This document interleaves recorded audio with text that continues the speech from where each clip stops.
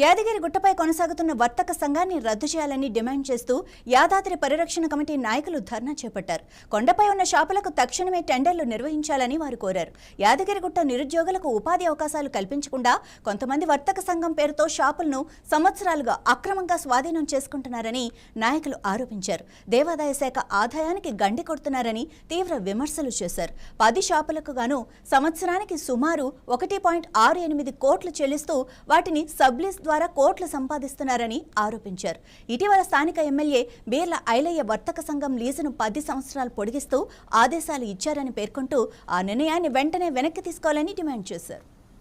ఇక్కడ ఉన్న వాళ్ళంతా యాదాద్రి పరిరక్షణ కమిటీ ద్వారా మరి ఉద్యమం చేస్తున్నాం.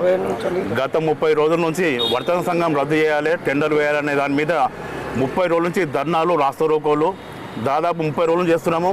మరి దీని ద్వారా మరి ఈవోకు మెమోరాండం ఇచ్చాము, స్థానిక ఎమ్మెల్యేకి మెమోరాండం ఇచ్చాము, మరి కోమరెడ్డి వెంకరెడ్డి మంత్రి గారికి ఇచ్చాము, కొండ సురేఖ మంత్రి గారికి ఇచ్చాము. ఇక కమిషనర్ గారు ఇక్కడ ధర్నా చేసి కూడా మరి ఆ రోజు కూడా మెమోరాండం ఇచ్చాము, ప్రిన్సిపల్ సెక్రటరీ కూడా మెమోరాండం ఇచ్చాము. ఇంతవరకు 30 రోజులు ధర్నా చేస్తున్నా కూడా మాకు ఇంతవరకు సమాధానం లేదు. మరి రద్దు చేస్తారా చేయరా అనే దాని మీద ఇంతవరకు కూడా మాకు ఎంతవరకు ఇన్ఫర్మేషన్ కూడా ఇస్తలేరు. మరి ఈవో గారేమో నేనేం లేదు పంపించారని చెప్తారు. మా స్థానిక ఎమ్మెల్యే గారేమో గతంలో మన 1వ తారీఖు నాడు మే 1వ తారీఖు నాడు ఆయన ఒక లెటర్ ఇచ్చారు. 3 ఏళ్ళు రెన్యువల్ ఉంటుంది, కానీ ఆయన 10 ఏళ్ళు రెన్యువల్ ఇచ్చారు అత్యోత్సాహంతో. వాస్తవానికి మరి ఆయన 10 ఏళ్ళు రెన్యువల్ చేయడానికా లేకపోతే అది రద్దు చేయడానికా మాకు అర్థమైతే లేదు. స్థానికంగా నిరుద్యోగులు గంజాయికి అలవాటు పడుతారు, పని లేక హైదరాబాద్కి వస్తారు, ఇక్కడ వచ్చి ఉద్యోగాలు చేస్తారు, అప్ అండ్ డౌన్ చేస్తారు. చాలా ఇబ్బందులు అవుతున్నాయి.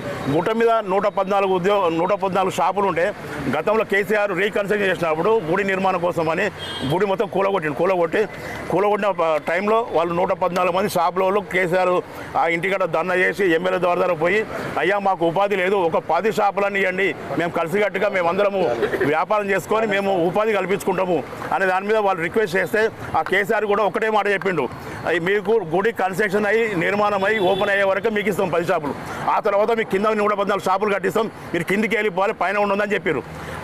ఆ 10 షాపులు కూడా తాత్కాలికంగా 10 షాపులకు 14 లక్షలు కిరాయి, సంవత్సరానికి 1,60,000 1 కోటి.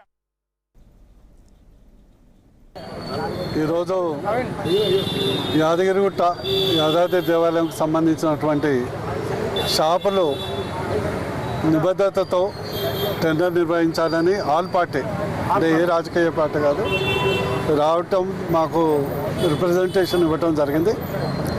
మీ అందరికీ తెలుసు, నేను ఎంపీగా ఉన్నప్పుడు ఈ యొక్క దేవాలయ అభివృద్ధి కొరకు శంకుస్థాపనే కాదు, అభివృద్ధికి అద్భుతమైనటువంటి ఈరోజు దాదాపు సంవత్సరానికి 200 కోట్ల ఆదాయం టెంపుల్కి వస్తుందంటే ఆ రోజు నేను అప్పుడు ఉన్నటువంటి ప్రభుత్వం, మరి కేంద్ర ప్రభుత్వం ప్రసాద్ స్కీమ్ కింద వేసినటువంటి సహకారం వల్ల తెలంగాణ రాష్ట్రంలో అద్భుతమైనటువంటి టెంపుల్ ఉంది. కానీ ఇక్కడ ఉన్నటువంటి ఒక జేఏసీగా ఏర్పడి అది చట్టబద్ధంగా టెండర్ ద్వారా నిర్వహించాలని కోరిక ఇప్పుడే చెప్పడం జరిగింది. నేను ఖచ్చితంగా దేవాదాయ శాఖ మార్చులు కొండ సురేఖ గారు, అదే రేవంత్ రెడ్డి గారు, మరి ఎండోమెంట్ కమిషనర్ గారితో కూడా మా పార్టీ పరంగా కూడా ఈ దేవాలయం కాదు ఏదైనా కూడా మోడీ గారి తరహాలో చట్టబద్ధతతోని ఓ ట్రాన్స్పరెంట్ మెథడ్లో